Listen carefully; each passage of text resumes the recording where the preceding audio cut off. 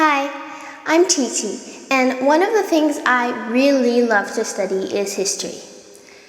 This summer, my mom taught me the history of World War II, including the War of Chinese Resistance against Imperial Japan's aggression, because this year marks the 80th anniversary of the victory of World War II. On the 60th anniversary, Mom presented a concert. On the 70th anniversary, Mom made a video presentation based on that concert.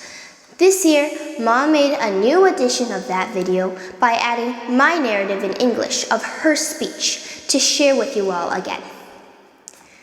During our studies of the history of the War of Resistance, Mom and I discussed several topics. One of them is, China drove away Imperial Japan's invaders, sacrificed millions of lives, but the country was usurped by the Marxist-Leninist communists. As a result, the Chinese people lost their personal liberty, and millions of lives perished tragically under the CCP's totalitarian regime. The beautiful land, with its deep traditional culture, was damaged. Today, Japan has become one of the world's most advanced and free nations. Many Chinese people have actually immigrated to Japan to seek greater opportunities, freedom, and a better life. So we have to ask, did the Chinese people win after all? Has the Chinese nation truly achieved its victory? My parents have consistently taught me about communism through their life experience in communist China. That has helped me a lot in understanding their point of view, which is that communism destroys humanity. It must never become our destiny and our way of life. In addition, this chapter of history has also confirmed our view that war should not be a way to solve conflicts between countries. We should make the utmost effort to avoid war, because human life given by God should be valued above all.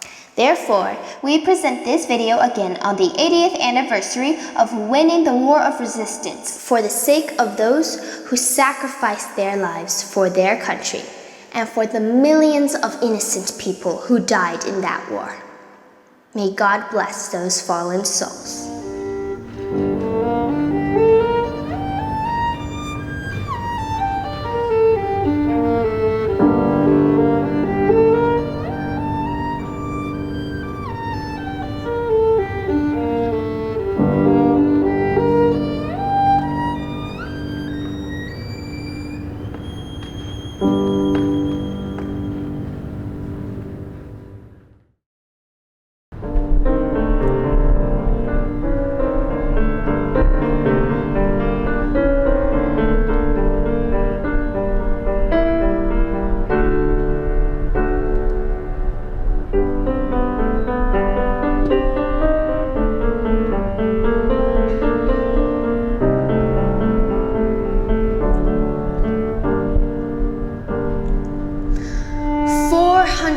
Chinese people fought bloody battles for 8 years under the leadership of President Jiang of the Nationalist government and won the victory of the War of Resistance against Imperial Japan's aggression.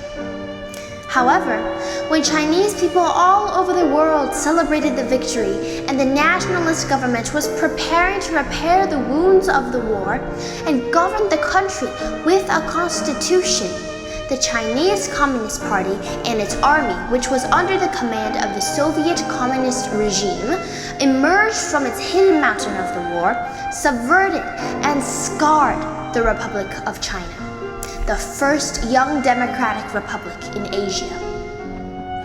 China's path to a free, democratic, constitutional republic was brutally cut off. History has relentlessly regressed.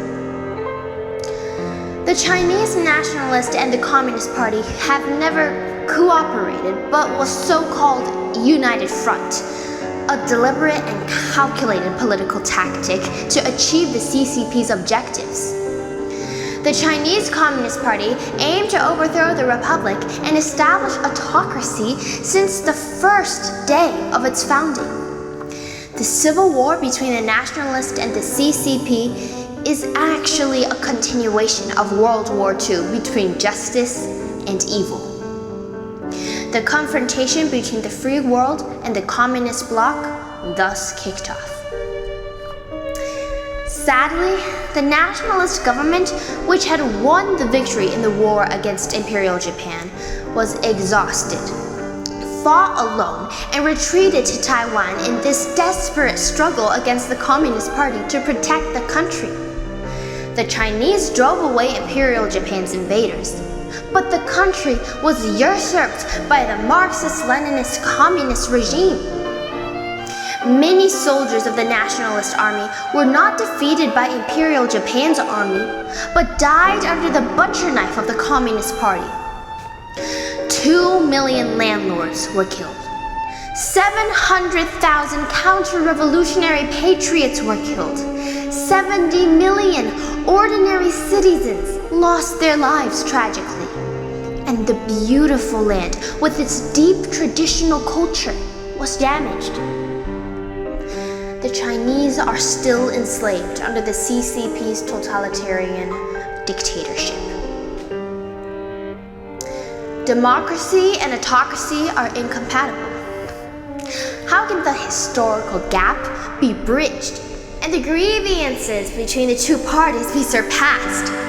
Who was the mainstay of the war of resistance and who took advantage of the national crisis to rob?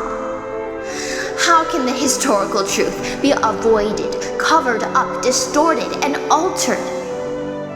The heroes have been recorded in history, so why do they need to be recognized by tomb robbers? The CCP's so-called military prey was a war of aggression to intimidate Chinese people. The award presented by the CCP to the World War II nationalist veterans is stealing the fruits of victory, a blasphemy of history, and a great humiliation to the soldiers who defended their country. Today, taking over the hero's battle flag and rebuilding the republic is no longer a dream, but a call of reality. And it is the unshirkable responsibility of mainland China's patriots. Only by tearing down the CCP's Berlin Wall and refusing to be slaves of the tyranny of communism can the Chinese people win their freedom and the Chinese nation truly achieve its victory. Wishing a new constitutional republic must one day be reborn on this ancient land. The national soul is immortal. The heroes will live forever.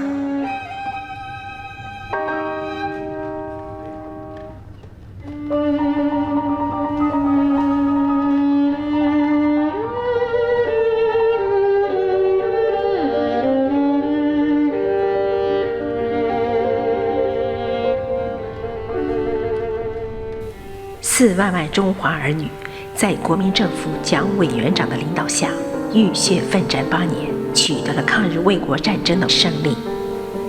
然而，以听命于苏俄共产政权的中国共产党，在全世界华人欢庆胜利之日，国民政府准备修复战争创伤以宪政治国之时，钻出青纱帐，冲下太行山，以积蓄已久的百万雄师武装颠覆了遍体鳞伤的中华民国，年轻的亚洲第一个共和国，中国走向自由民主宪政共和之路就此被惨痛割断，历史无情倒退。国共从未合作，中共从建党第一天起就旨在推翻共和建立专制，唯有统战之术，岂有合作之心？国共并非内战，那场正义与邪恶的较量实际上是抗日卫国战争与世界2战的延续，自由世界与共产阵营的对抗由此拉开了序幕。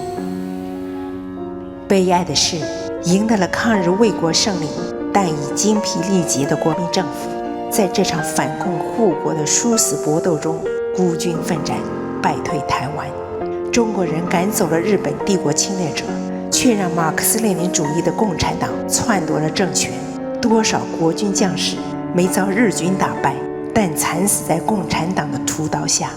200万地主被杀，70万反革命遇害，7000万同胞死于非命。大好河山及其文化传统被严重破坏。中国人至今仍被共产专制独裁所奴役。民主与专制本水火不容，岂是历史鸿沟可以弥合，两党恩怨可以超越？谁是抗战中流砥柱？谁借国难趁火打劫？历史真相怎能回避掩盖、歪曲涂改？英雄以垂名青史，又何须盗墓者给予承认？所谓阅兵，实乃穷兵黩武，恫吓百姓；其受奖，则是窃取胜利果实，是对历史的亵渎，对抗日卫国将士的莫大羞辱。今天接过先烈手中的战旗，再见共和，已不是梦中的憧憬，而是现实的召唤，是大陆治世人人义不容辞的担当。只有推倒中共柏林墙，不做共产集权的奴隶，中国人才能赢得自由，中华民族才能真正的获得胜利。但愿一个崭新的宪政共和国，在英雄血洒疆场的古老的土地上浴火重生。国魂不死，英烈千秋。